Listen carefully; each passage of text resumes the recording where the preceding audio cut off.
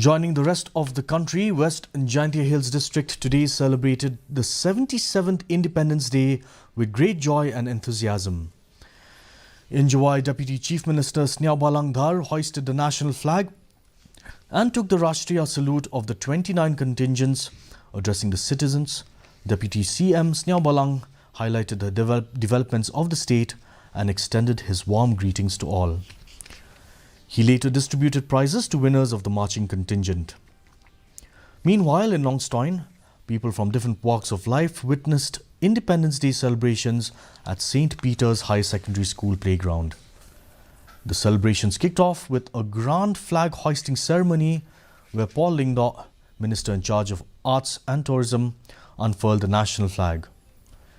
Other highlights of the day included cultural programs organized on the occasion.